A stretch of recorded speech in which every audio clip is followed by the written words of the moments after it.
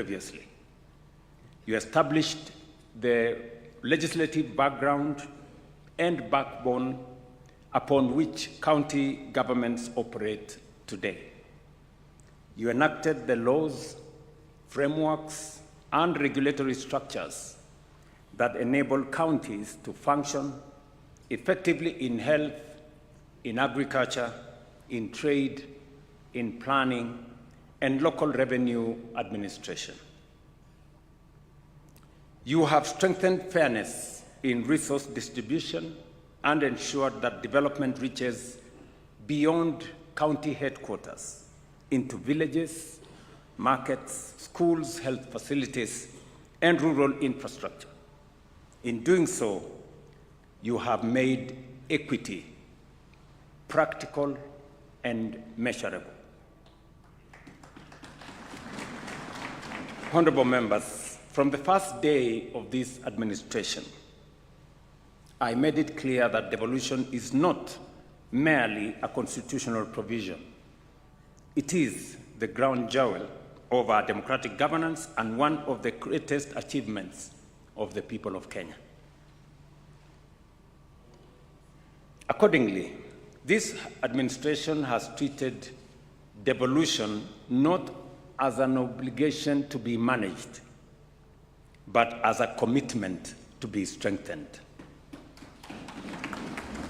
We have advanced fiscal and structural reforms to support more predictable and timely disbursement of resources to counties, and so far, about 4 trillion shillings has been transferred to county governments over the past 12 years. Across the country, the impact is visible in expanded road networks, improved health facilities, broader access to water and sanitation, strengthened early childhood education, and agricultural support programs that are improving livelihoods. We have also improved intergovernmental coordination, strengthened implementation follow-through, and aligned planning and reporting systems so that cooperation, not contest, defines relations between the two levels of government. Most significantly, we have completed the delineation, unbundling, and gazettement of devolved functions, bringing clarity where ambiguity previously created duplication, delay, and institutional friction. Honorable members, even as we recognize this progress, we must remain vigilant and focused. The full promise of devolution is not yet fully realized. The decisive factors before us now is disciplined, transparent, and results-oriented use of resources already entrusted to us. While resources are limited, what we have is sufficient to deliver meaningful change and impact when properly utilized and prioritized and efficiently deployed. The central question, therefore, is not how much we have, but how well we use it. The questions we ask are allocations aligned to citizens' priorities? Are systems efficient? Are safeguards strong enough to prevent loss, waste, and misuse? Those are the questions at the back of citizens and those who have employed us. As leaders closest to the people, you carry both the authority and the responsibility to demand clear answers and enforce accountability. The national government will stand with you in this work. We will strengthen cooperation frameworks, support capacity where it is needed, remove operational bottlenecks, and reinforce systems that improve delivery and transparency. I am aware that you have raised several concerns relating to your welfare as members of the county assemblies, concerns that go directly to the strength of devolution and the effectiveness of service delivery to our people. Before I address some of the concerns, and the two gentlemen who have spoken before me, I have had consultations with them. I did ask them to have a conversation with the Prime Cabinet Secretary so that we can address some of the issues that affect county assemblies. But before I do that, I think it's only fair that leaders coming from across Kenya want to know the status of staff in our country. Allow me just to mention 3 or 4 things for good record. Because in the world we live in, there is so much information out there. And there is so much misinformation, disinformation, fake news, and sometimes outright lies about our country. I have the responsibility as the president of this country to always get the citizens of our nation the correct information, and especially leaders like yourselves who have a responsibility beyond being citizens by being leaders at the grassroots.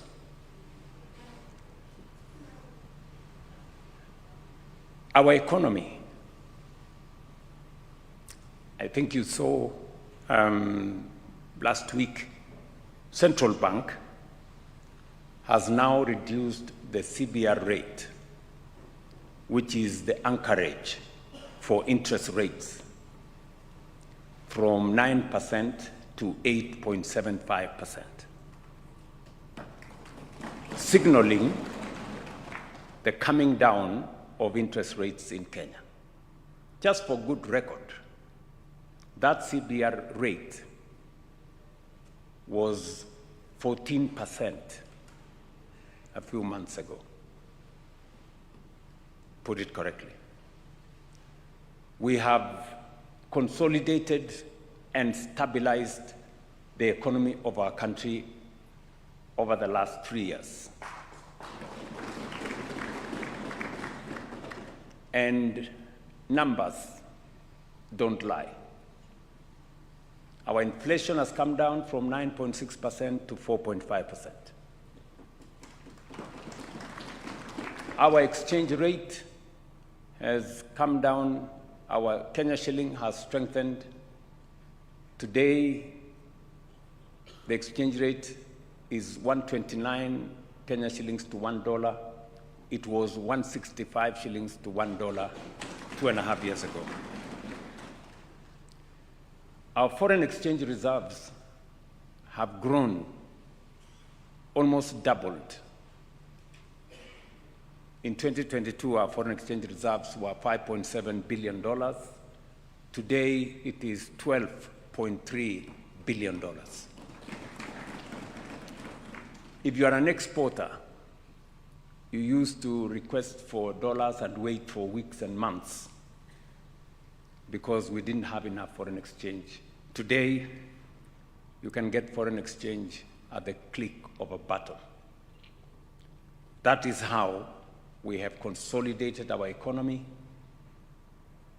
And I can confidently tell you as leaders from the grassroots that our economy is now stable and we are on the takeoff. In fact, IMF, about 2 or 3 months ago, released a report that said Kenya had now overtaken Angola and Ethiopia, and we are now the 6th largest economy in our continent. And I want to promise you we are making progress. It's not easy. Some tough decisions have had to be made.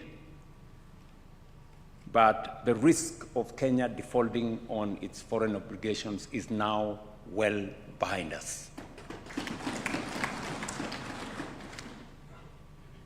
I know to a good extent agriculture is devolved.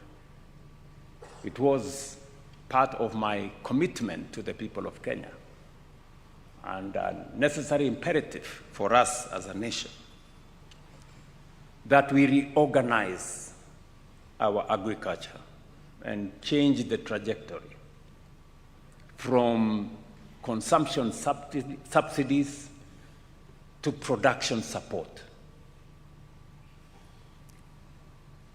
Today, whether it is maize, whether it is tea, whether it is coffee, our production has gone up because of the interventions we have made. And slowly but surely, we are reducing imports. We have reduced imports of maize, we have reduced imports of sugar, we have reduced imports of rice, because we have chosen the deliberate intervention to promote production, reduce the cost of farm inputs, and make sure that they are delivered on a digital platform to eliminate corruption and pilferage. The partnership that we have built with county governments, with the approval of county assemblies, to partner with counties in the delivery, especially last mile delivery of farm inputs, has been of immense use to us as we seek to enhance our productivity, and I must pay gratitude to county assemblies that have supported that exercise. Asanteni sana.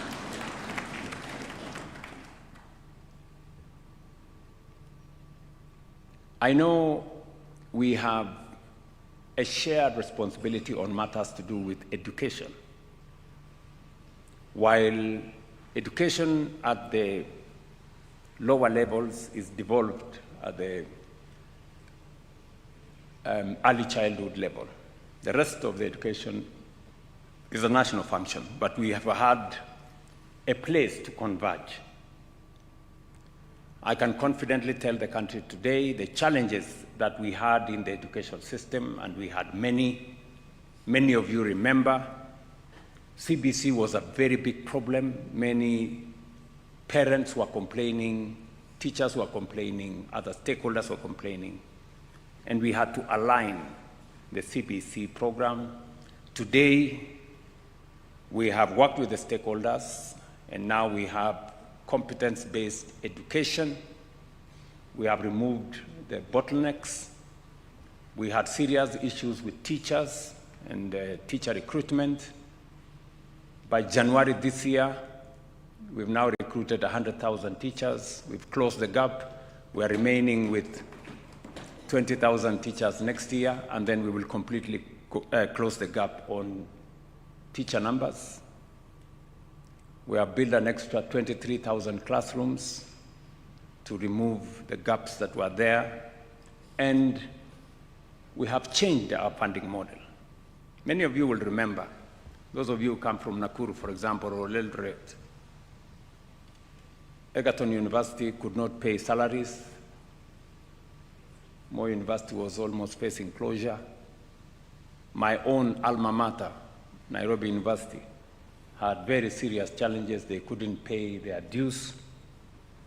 I can now confidently tell you, and you can ask any vice chancellor, we have made significant progress with a new funding model that we rolled out that is student-centered and that is determined on merit and need, not on where you come from or which university you're going to.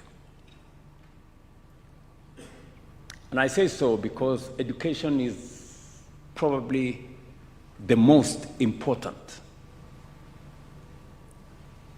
instrument that we can use to sharpen our human capital.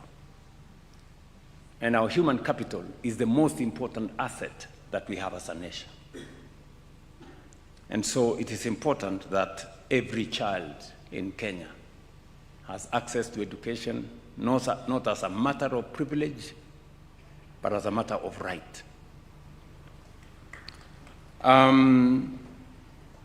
And finally, is to brief you on where we are with matters health, which is again a shared function between the national government and the county government.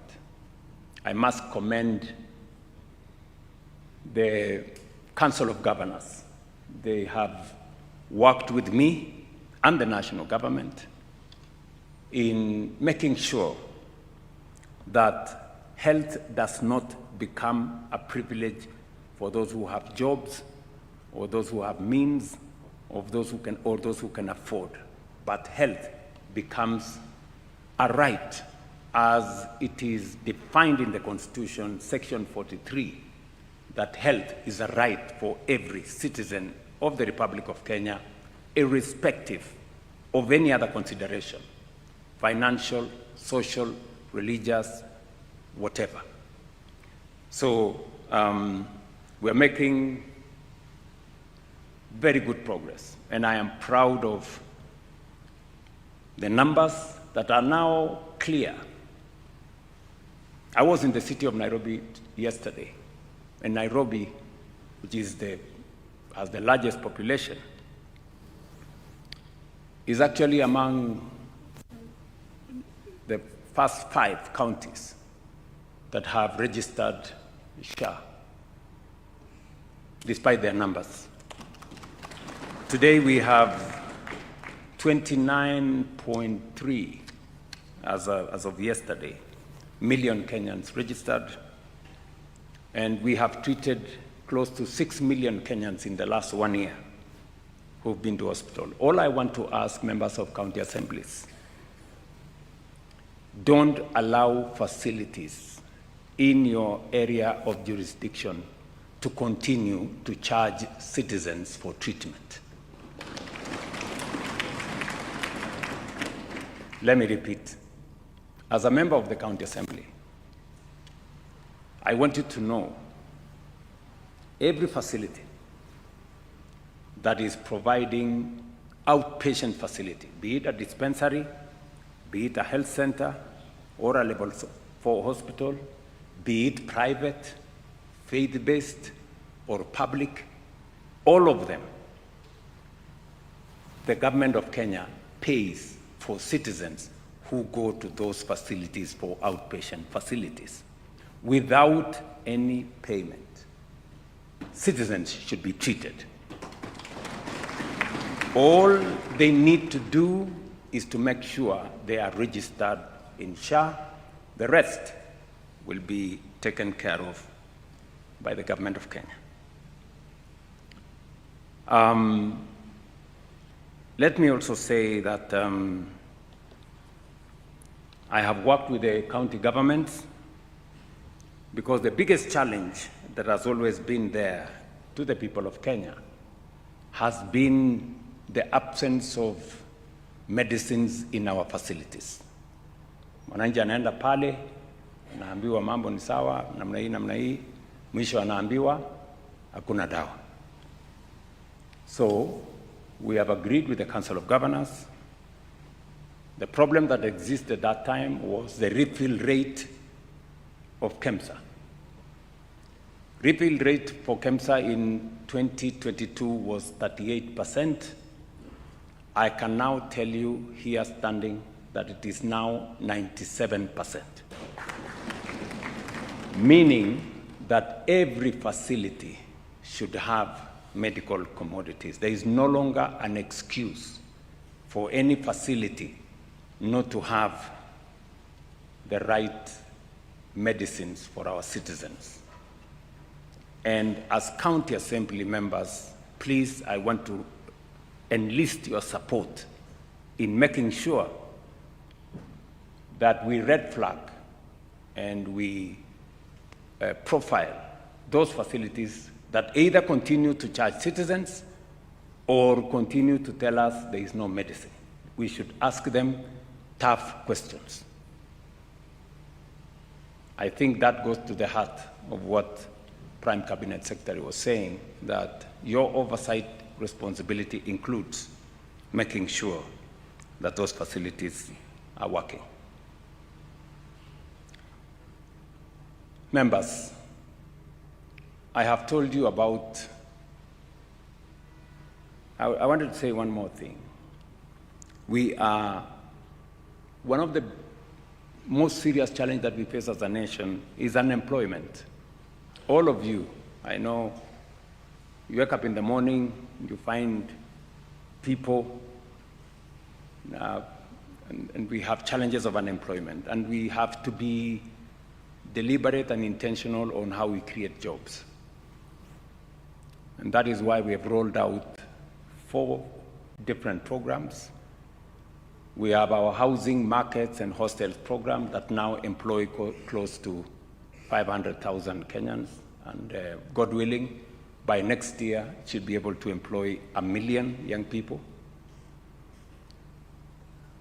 I was a month ago with the professionals. These are engineers from the mechanical engineers, structural engineers, electrical engineers, other professionals in that space.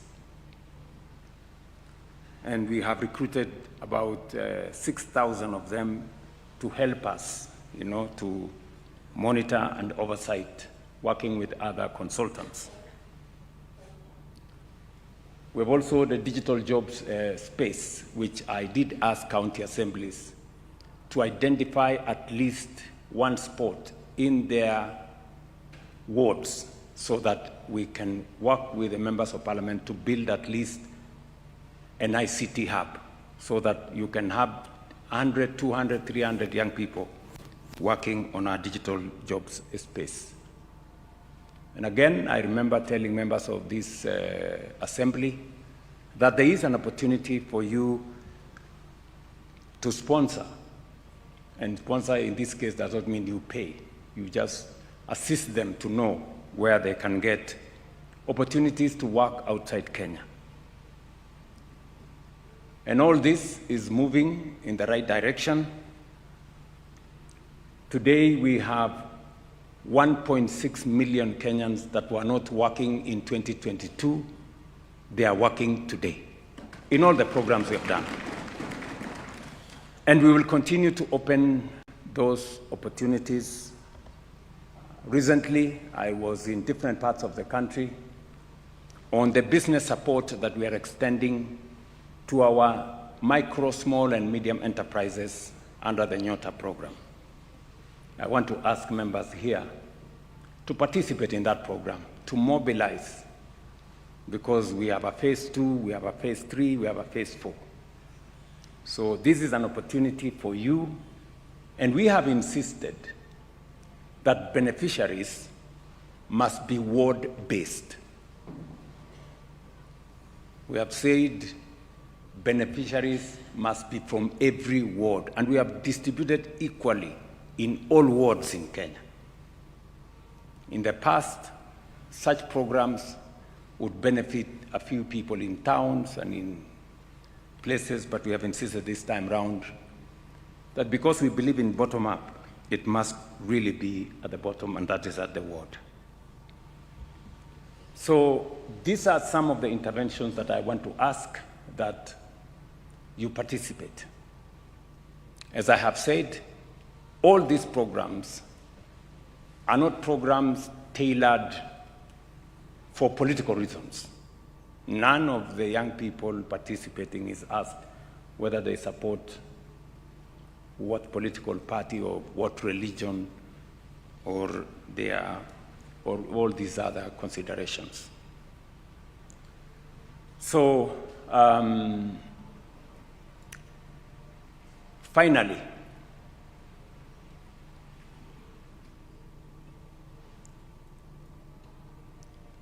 we are talking about the foundation we have laid. We've dealt and consolidated and stabilized our economy. We've transformed our agriculture. We have stabilized our health. We have worked on job creation. But there is more to be done. That's a good foundation. But going into the future, there are three things we must do. Number one, it's not enough to carry out the agriculture we are doing under rain-fed agriculture.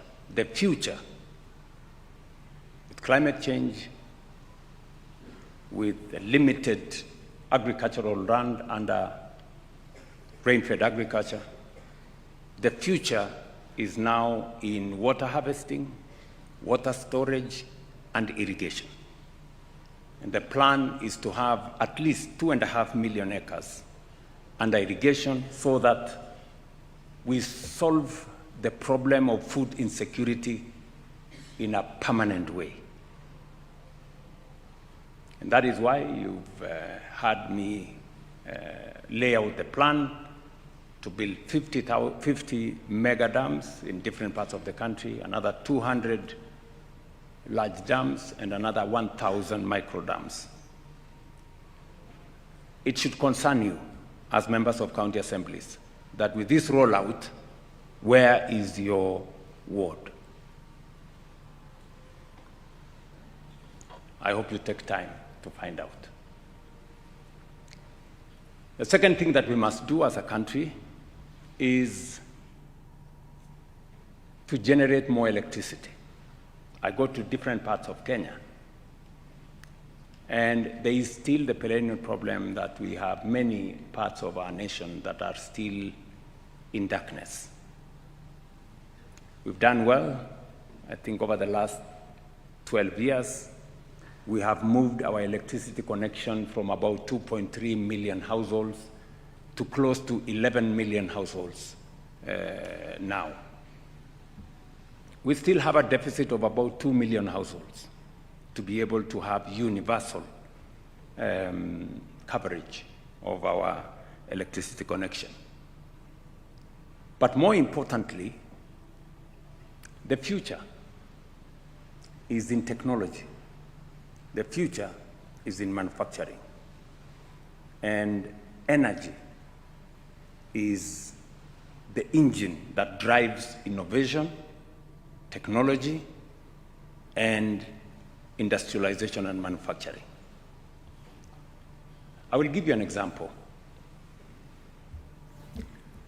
When I was invited by President Biden and we signed some agreements with the United States, one of the agreements we signed was on data centers between Kenya, Microsoft, and a company called G42 from the UAE.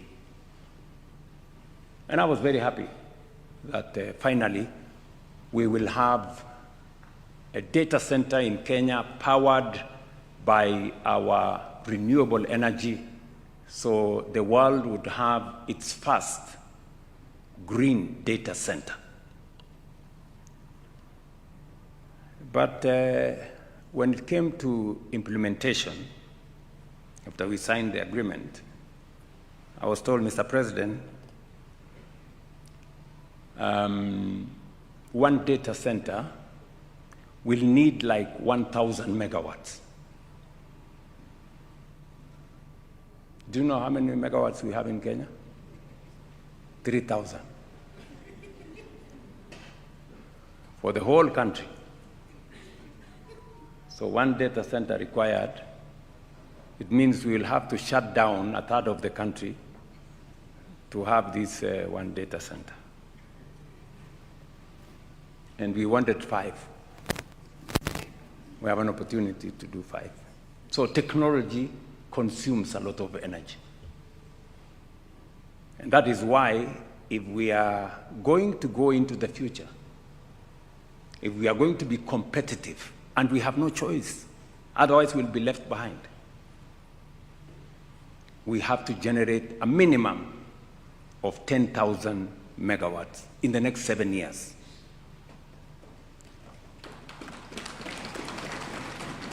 It's going to cost us something like 1.5 trillion.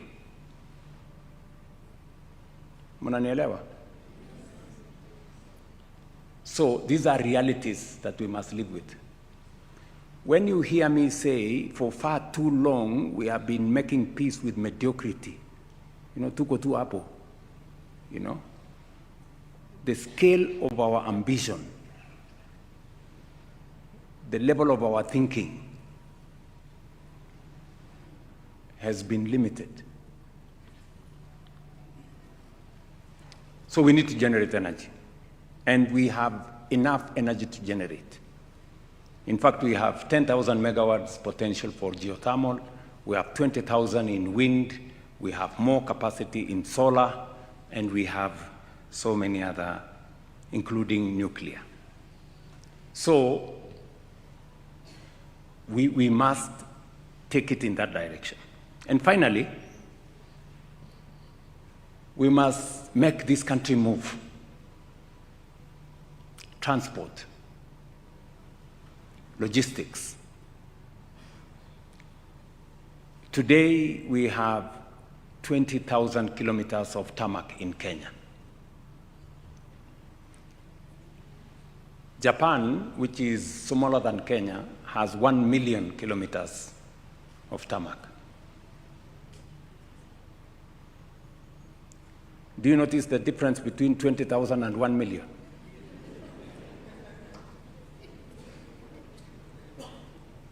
Right?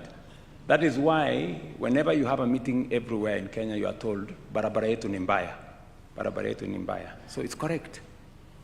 That's why we have set out, and we are now in the process of getting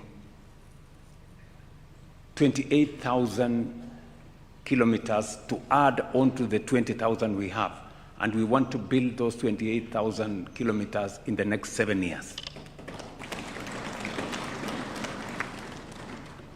We need something like maybe between 12 and 13 billion dollars, which is about 1.8 trillion. So when you hear me say we need 5 trillion, and we're going to do it. Tutafanya. Najua kuna watu wengi wako na imani ndogo. And the challenge, listen, good guys, the challenge we've had in Kenya is not so much about resources. It is a plan and a leader to lead it.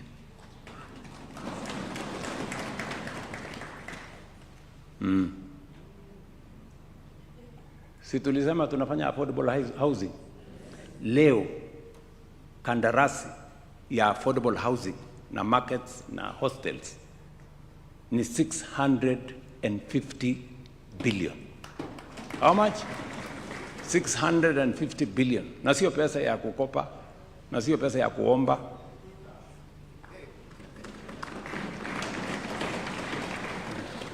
Hata kama niliitwa Sakayo, kwani nimekufa?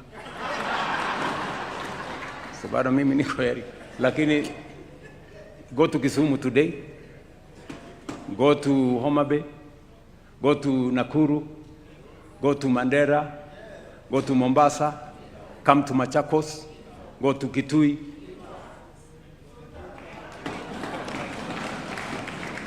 So, listen, I'm talking to you as leaders.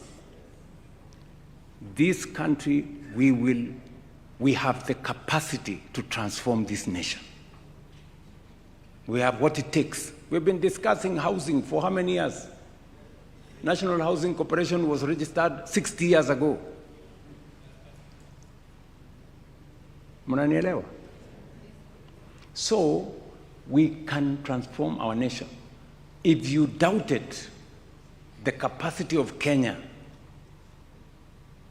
Today, the skyline of Kenya, we're building 240,000 housing units. We are building 400 markets. We are building hostels for 180,000 students using our own resources. Yeah? Let me give you another example, because I know sometimes some people think what we are saying is not possible. Ndio unasikia anasema hii ni uongo, hii haiwezekani, because of their capacity to think iko chini. Iko wapi uongo kwa mambo ya housing? Iko uongo hapo kwa housing? Iko ama hakuna? Markets iko ama hakuna? Hostels iko ama hakuna? Yeah? So, let me give you another example. And I like it that you guys are insisting that you want a pension. Yes. In other words, you believe that savings is the right thing to do. Because for you to have a pension, you must save. Sindio? That's how pension is achieved. Let me give you an example of our national pension. Forget us as individual, the national pension. Up to 2023, we had a total saving on our social security at NSSF of 312 billion, saved for 60 years. But in the last 2 years, because I insisted that we cannot continue the way we are saving, let us look for the best practice globally. What is the world doing? You know, we cannot continue to say, oh, this is us, or, you know, we have to do it this way. Since we changed the contribution metrics, which we changed in 2023 with a lot of difficulty, today, our pensions have grown from 312 billion. In just 2 years, we are now at 670 billion. We have doubled what we saved in 60 years, we have doubled it in 2 years. By next year, we will have 1 trillion shillings in 2027, we'll have 1 trillion shillings in our NSSF. Do you guys know what that means? Explain to me, if we go the way we are going, what will happen in 5 years? What will happen in 10 years? You know?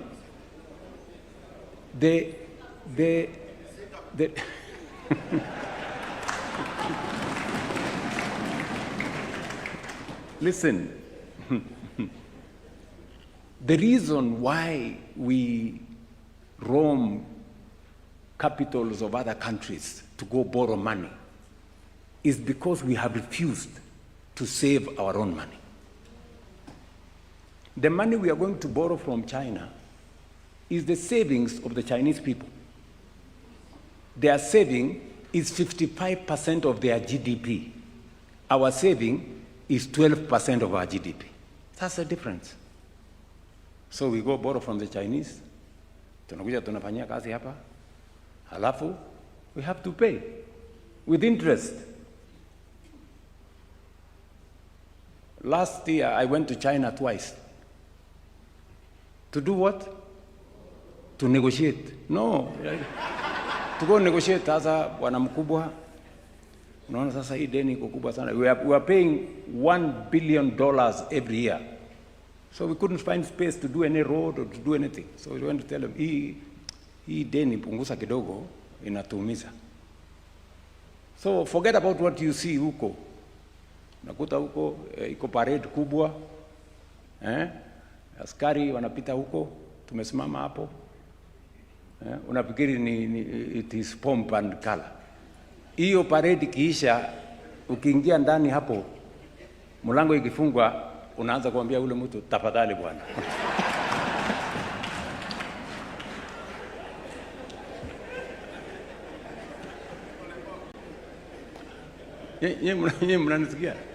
Why would you subject your president who doing those things when we can save our own money? Look, I must tell you this because you're leaders in Kenya. Uganda, which is half our economy, has a bigger social security fund than us. Tanzania here, 60% of our economy, has a bigger social security fund than us because they made the right decisions early. Sisi tuko hapo. You know? But I want to promise you, things are going to change. If we continue the same way we are continuing, I am very confident in 10, 15 years, we will not be borrowing any money from any country. We will be using our own resources, and if we need to borrow, we will be borrowing from our own savings to be able to drive our development.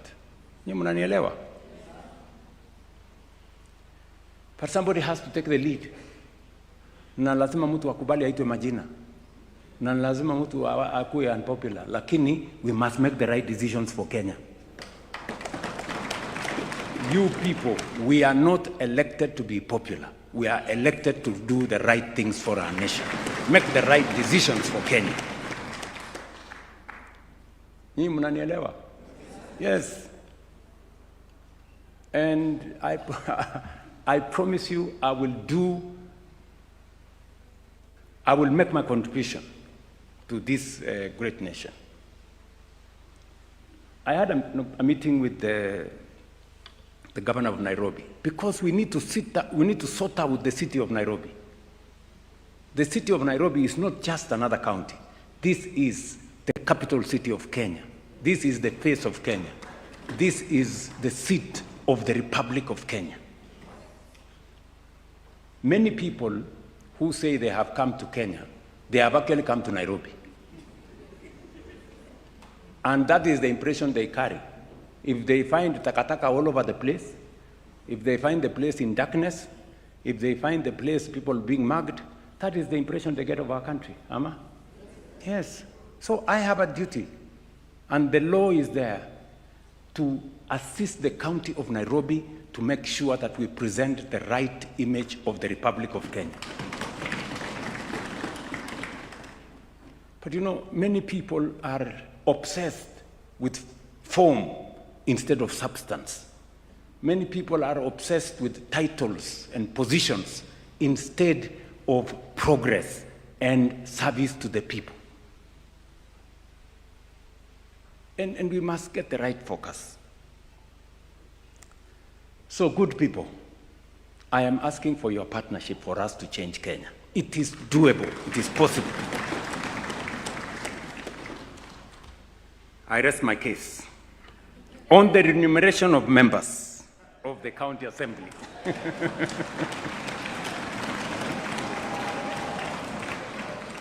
You have stated that your responsibilities have expanded significantly and should therefore be properly recognized within the public service grading structure. And I did ask the County Assembly Forum to work with the Prime Cabinet Secretary and with the Salaries and Remuneration Commission, which exercise they have undertaken. They have also undertaken the re-evaluation of the Member of County Assembly role and responsibilities, and they have confirmed that it is necessary to upgrade.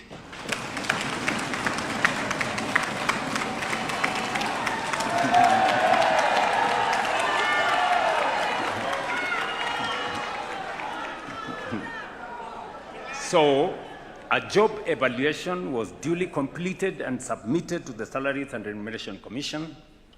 And as the national government, we fully endorse the recommendations of the evaluation, which include the reclassification of the office of the MCA from job group ED4 to job group E1.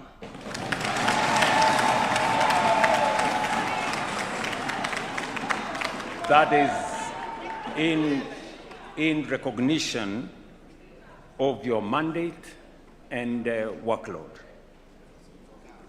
And we are going to make the necessary adjustments so that this can be implemented immediately.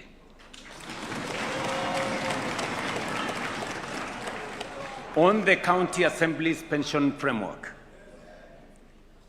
we associate with your position that retirement security is not a discretionary privilege.